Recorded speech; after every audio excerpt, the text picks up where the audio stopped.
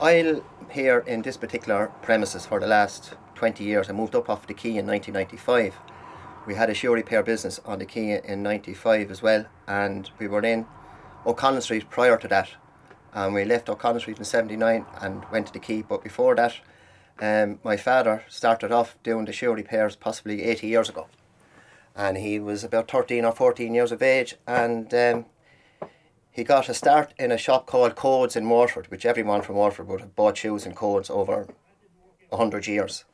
I think they closed down in the late 80s, early 90s.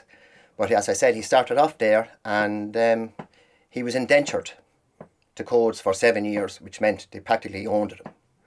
And some of the rules involved in being indentured at that time was that you couldn't be out after 7:30 at night, you couldn't visit alehouses or go with women.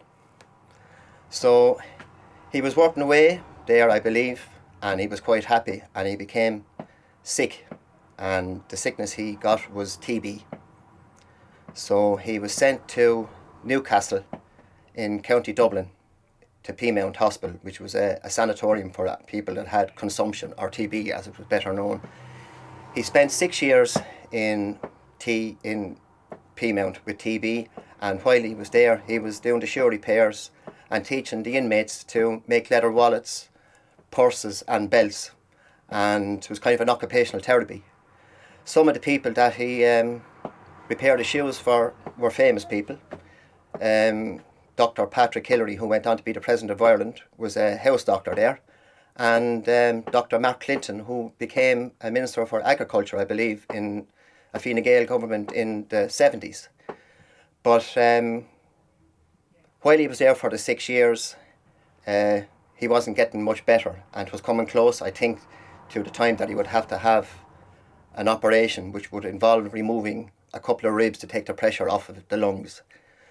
But by a stroke of luck, another famous Waterford man who was in the government at the time provided the cure, and that cure was streptomycin, and the man that provided the cure was Dr. Noel Brown, who was born and reared here in Waterford in Bath Street.